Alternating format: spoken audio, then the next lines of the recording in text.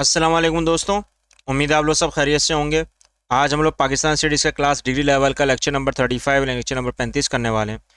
और जो आज का टॉपिक यानी कि उन्वान होगा वह नेहरू रिपोर्ट है 1928 में जो पेश हुई। अब ये क्यों पेश हुई, इसके पीछे क्या वजूहात थी और क्या ऐसे असबाब पैदा हो गए थे जिसकी वजह से ये नेहरू रिपोर्ट आई, आज हम उसको डिस्कस करेंगे।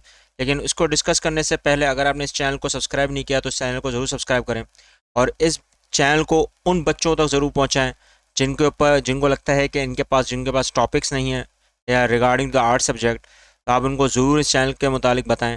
और अगर आपको इस लेक्चर्स के रिगार्डिंग अगर नोट्स की रिक्वायरमेंट्स हो, अगर आपको नोट्स की ज़रूरत हो, तो नीचे दिए गए ईमेल आईडी के ऊपर ज़रूर कांटेक्ट करें। और कांटेक्ट करने के बाद हम आपको बिल्कुल बेहतरीन नोट्स प्रोवाइड करेंगे ताकि आपकी नॉलेज और आपके इल्म में इजाफा हो सके। आज के टॉपिक को आगाज़ करने से पहले हम लोग ये देखेंगे हमने प्रीवियस लेक्चर लास्ट लेक्चर में क्या डिस्कशन की थी। हमने उसमें खिलाफत मूवमेंट यानी कि तहरीक खिलाफत जो हुई थी और उसके क्या असबाब थे, क्या वजूहात थी, यानी क्या रीज़न्स, क्या कॉजेज़, क्या फैक्टर्स पीछे बिहाइंड थे उसके, हमने डिस्कस किया था। अगर आपने इस लेक्चर को नहीं देखा है तो इस लेक्चर को देखने के बाद ज़रूर मुझसे शेयर करें। मैं इसका लिंक इसी लेक्चर के लास्ट में रख दूंगा, आप उसको ज़रूर देखें क्योंकि इसी के बिहाफ पर बहुत बड़ी एक तहरीक भी चली थी और उस तहरीक को हम डिस्कस करेंगे क्योंकि उसी के हिसाब से अगर देखा जाए तो नेहरू रिपोर्ट जो आई उसके पीछे सबसे बड़ा रीज़न ही यही था कि नवंबर 1927, प्लीज़ इसको अच्छी तरह रखिएगा इस डेट को, क्योंकि यहीं पर कमीशन जो बरतानिया की हुकूमत ने बनाया जिसको हेड कर रहे थे सर जॉन साइमन, वो जब यहाँ पर आए तो उन्होंने सबसे पहले एक ही चीज़ को उजागर किया, that is known as constitutional affairs, यानी कि आइन बना दो आप। आइन की मेकिंग यानी कि दस्तूर अगर आपने किसी मुल्क का बना दिया है तो इट मीन्स आपके जितने मसले हैं वो सब ख़त्म। जैसे एक मुल्क के ऊपर एक कवानीन, एक रूल्स, एक फंडामेंटल लॉज जो बन जाते हैं तो वो सब मानते हैं ब्रो से। और यही वो रीज़न था कि कोई इंडियन आज के दौर में यानी कि इस वक्त के दौर में ये नहीं चाह रहा था कि कमीशन बनाकर कहीं ना कहीं साइमन कमीशन जब आएगा, यानी कि कमीशन इसको बोला गया, तो उन्होंने कहीं ना कहीं इंडियंस जो उस वक्त कहते हैं हिंदू, या मैं ये बोलूँ कांग्रेस पार्टी, तो उस वक्त ये नहीं चाह रहे थे क्योंकि अगर कॉन्स्टिट्यूशनल अफेयर्स होगा तो उसमें कहीं ना कहीं एक चीज़ आएगी, that is known as electret. अब वो इलेक्ट्रेट क्या है? सेपरेट इलेक्ट्रेट, यानी कि जद्दागाना इंतखाबात। अब वो जद्दागाना इंतखाबात के बाद ही आप उस आइन को बना सकते हो क्योंकि आपकी पार्लियामेंट जब तक की नहीं बनेगी तो आइन कैसे बनेगा। तो यहाँ पर ये एक बातें करना शुरू हुए तो वहाँ पे पॉलिटिकल सिचुएशन जो थी इंडिया की, यानी कि जो सियासी सरगर्मियाँ थी वो इतनी ज़्यादा आगे बढ़ना शुरू हुई और कांग्रेस ने ऑल पार्टीज कॉन्फ्रेंस बुला ली मुंबई में मई 1928 में। अब मुझे बताओ बेटा कि कॉमन सेंस की बात है कि भाई एक आसान से एक मिसाल दे दी कि भाई आप जद्दागाना इंतखाबात करवा के ख़त्म करो, भाई पार्लियामेंट बन गई, आपका आइन बन गया, ख़त्म हो गई बात। अब इसमें ऑल पार्टीज कॉन्फ्रेंस बनाने की क्या ज़रूरत थी? नहीं चाह रहे थे, सिंपल एक कॉमन सेंस की बात, नहीं चाह रहे थे। और जब नहीं चाह रहे थे तो मुस्लिम लीग ने खुद बाइकआउट किया उस कॉन्फ्रेंस का। जाहिर सी बात है भाई, जब आप भाई एक सिंपल सी बात है कि भाई आपने अगर कर दिया काम ख़त्म हो गया। अब वहाँ पर कॉन्फ्रेंस ऑल पार्टीज़ की अपॉइंटेड जो कमेटी थी उसमें पंडित मोतीलाल नेहरू साहब ने इसको सबमिट करवाया। अब उसी में उन्होंने रिपोर्ट बनी। अब उस रिपोर्ट बनने का जवाब क्या था? अब वो रिपोर्ट क्यों आई? क्योंकि कॉन्स्टिट्यूशन मेकिंग में पहले इंडियंस यानी कि उसूलन कांग्रेस ने अपनी रिपोर्ट दे दी।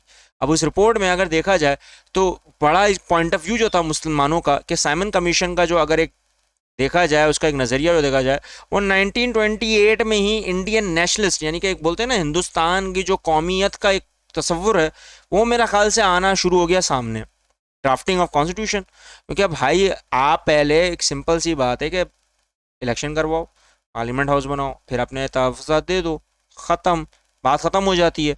लेकिन नहीं, चेयरमैन बने, फिर हिंदू मुस्लिम क्वेश्चन से खड़ा हो गया और उसी के हिसाब से देखा जाए तो 9 मेंबर्स की कमेटी बनाई गई जिसमें सिर्फ 2 मुसलमान रखे गए और बाकी में अगर उनके नाम लिए जाएँ तो अली इमाम साहब थे और शोएब कुरैशी साहब थे। अब यहाँ पर कांग्रेस ने एक तकरीबन एक तरीके से चाल चली कि मुसलमानों को सामने दिखाकर कि हम लोग अपनी चीज़ों को बढ़ावा देंगे और मुसलमानों को भी रखेंगे, अपनी चीज़ों को बढ़ावा देंगे और मुसलमानों को रखेंगे।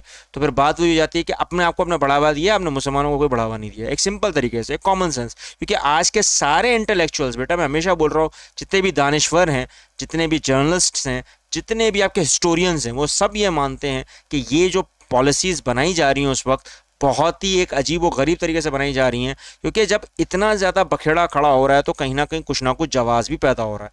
अब नेहरू रिपोर्ट जैसी ही आई तो उनके कोई ना कोई पॉइंट्स होंगे उनके अपने कोई तहफ़्फ़ुज़ात होंगे। अब वो तहफ़्फ़ुज़ात में अगर देखा जाए तो उसमें सबसे पहला पॉइंट ही बड़ा ज़बरदस्त है कि नॉर्थ वेस्ट फ्रंटियर प्रोविंस को और सिंध को अलहदा कर दिया जाएगा। चलो ठीक है, अलहदा कर दिया जाएगा, लेकिन किसको दिया जाएगा? ये कॉमन सेंस की बात है ना भाई। आपने अलहदा कर दिया, मेजॉरिटी तो है मुसलमानों की, देंगे किसको आप? आपने यहाँ पे बोल दिया है कि north west frontier province NWFP और सिंध को अलहदा कर दिया जाएगा। जब अलहदा कर दिया जाएगा तो किससे अलहदा कर दिया जाएगा? गवर्नमेंट से, कॉन्स्टिट्यूशन से, पब्लिक से, किससे? आपने कोई चीज़ पूरी क्लियर नहीं की, किससे करेंगे आप? अथॉरिटी से, गवर्नमेंट से। तो ये अथॉरिटेशन उस वक्त के हिसाब से सब ये बोल रहे थे कि नहीं, अथॉरिटी होगी, गवर्नमेंट होगी, पार्लियामेंट्री होगी, वगैरह वगैरह। ठीक है, देख लेते हैं आगे चल के अभी पता चल जाएगा। हिंदू प्रोविंसेस को क्रिएट किया जाएगा साउथ इंडिया की तरफ। अब जाहिर बात है, साउथ, हम कहाँ बैठे हैं? साउथ एशिया में। तो साउथ में तो हम लोग अगर सेंट्रल को हटा के देखा जाए तो इंडिया के हिसाब से हम कहाँ हैं? साउथ में। तो आपने समझ गए होगे कि अब ये क्यों, क्या कहना चाह रहे हैं। हिंदू प्रोविंसेस क्या मतलब है? NWFP और सिंध को आप क्या बनाओगे? Common sense. Separate electorate should be abolished, यानी कि जद्दा खाना इंतखाबात को ख़त्म कर दिया जाएगा। जब इंतखाबात नहीं हो रहे तो आइन कैसे बनेगा? सोचने वाली बात है ना। जब आई एक जब आप इंतखाबात नहीं करवाओगे तो आइन कैसे बनेगा? यहाँ एक सोचने वाली बात है। India should be unitary state. आप समझ गए यूनिटरी का मतलब? अखंड हिंदुस्तान। तो जब हिंदुस्तान का ही मकसद हो तो भाई आप सेक्युलर कंट्री क्यों बोल रहे हो? कॉमन सेंस है ना। देखो बेटा, ये तो बोले ना कॉमन सेंस। आप अपने पॉइंट्स को पहले सही तरीके से पढ़ के और लिख कर लेकर आते तो पता चलता। हाँ, तो बड़ी बात है। Muslim should not have a majority in Punjab and Bengal. चलो, एक तरफ बोल रहे हैं कि सिंध को और NWFP को अलग कर दिया जाएगा, लेकिन जहाँ पे मुस्लिम मेजोरिटी सबसे ज़्यादा है, बंगाल और पंजाब में, वो कंसिडर नहीं किया जाएगा, वो मेजोरिटी नहीं होगी। अब ये मैं नहीं लिखा है बेटा, ये पूरी दुनिया को पता है, ये पूरी दुनिया आज कहती है। और इंटेलेक्चुअल्स भी, मैं 10 दफ़ा बोल चुका हूँ, हिस्टोरियंस वगैरह सब अपनी किताबों में मेंशन कर रहे हैं। ये उस वक्त हुआ है, जब हुआ है तो यानी कि कहीं ना कहीं लिख के ही हुआ है ना। सिंपल। हिंदुस्तानी शुल्ड, यानी कि Hindi language should be official for India. ठीक है, मान लेते हैं, चलो हिंदी। लेकिन उर्दू में क्या प्रॉब्लम है? उर्दू तो सब जबानों को मिला के बनाई हुई है, 30 जबानें मिलकर बनी हुई है। अब एक कौम का तस्वर ही होता है कि एक जबान होनी चाहिए, एक ही जबान होनी चाहिए। मानता हूँ कि हिंदुस्तान में हम लोग बैठे हुए हैं, सही बात है, ऐसा तो मुसलमान भी क्रिएट कर सकते थे कि हमें अरेबिक होनी चाहिए। कॉमन सेंस है ना बेटा। देखो ना, मुस्लिम लीग चाहती तो कहती है कि अरेबिक होना चाहिए, वो क्यों कह रही है उर्दू? वो इसलिए कह रही है, जाहिर सी बात है कि सब मिल कर रहे हैं। अब अगर आप इस तरह की बातें करोगे तो फिर जाहिर बात है इख्तलाफ तो बढ़ेंगे। इख्तलाफ क्या, तनकीद भी होगी, फिर क्रिटिसिज्म भी होगा बहुत ज़्यादा, तो आप लोगों को बर्दाश्त करना पड़ेगा। बलूचिस्तान को फुल फ्लैश प्रोविंस बना दिया जाएगा। अच्छा ठीक है, बलूचिस्तान को अगर पूरा एक सूबा बना दिया जाएगा, आज़ादी कौन दिलाएगा? ईरान से वो कैसे आएंगे, वगैरह वगैरह। आपने को एक्सप्लेन किया। आपने सिर्फ ये कह दिया सूबा, तो किस लिहाज से सूबा बनाया जाएगा? हिंदुओं के लिहाज से, मुसलमानों के लिहाज से, अकलियतों के लिहाज से, मेजरमेंट यानी कि अक्सरियत के हिसाब से, किसके हिसाब से आप बनाएंगे?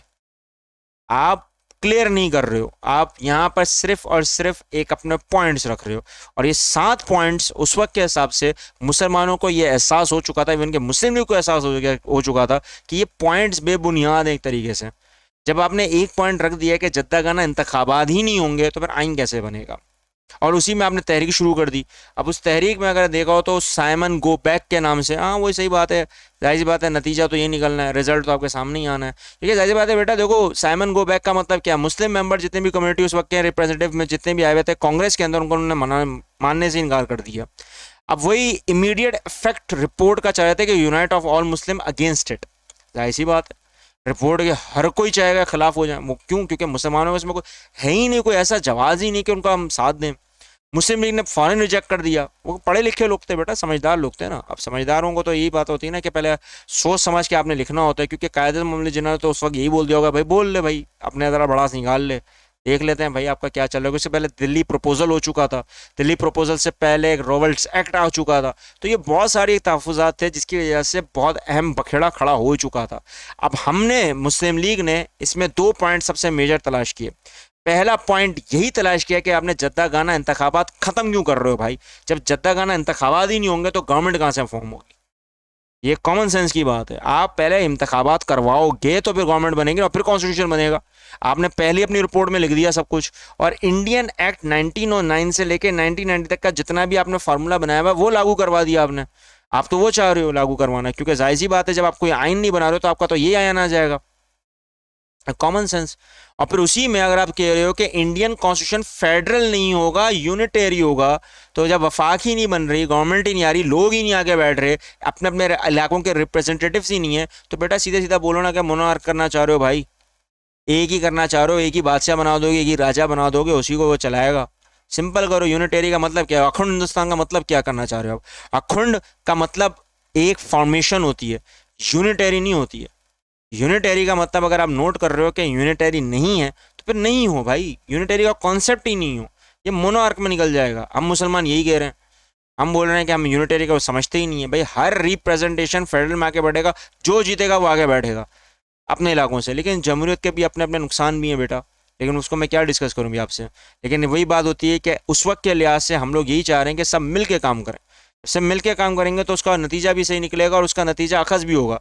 अब यहाँ पर जाहिर सी बात है, मैंने नेहरू रिपोर्ट रिजेक्ट की और इसके एवज हमने मोहम्मद अली जिन्ना साहब ने उस वक्त अपनी अक्लमंदी और दानिशवराना जो उनकी सलाहियतें थी, उनके हिसाब से उन्होंने 14 पॉइंट्स दिए। अब वो क्यों दिए, किस लिए दिए, हम उसको नेक्स्ट सेक्शन में डिस्कस करेंगे। आज के लेक्चर में अगर आपको कोई चीज़ समझ नहीं आई हो तो मेरे साथ ज़रूर शेयर करें, कमेंट करें। और आपको इसके रिगार्डिंग कोई ऐसी इनोवेशन या ऐसी रिसर्च या ऐसा सर्वे आपको पता हो तो प्लीज़ वो भी मेरे साथ ज़रूर शेयर करें, कमेंट करें। इस चैनल को ज़रूर सब्सक्राइब करके उन बच्चों लोगों तक पहुँचाएं जो लाइल्म है। मिलते हैं नेक्स्ट लेक्चर में। अल्लाह हाफिज़।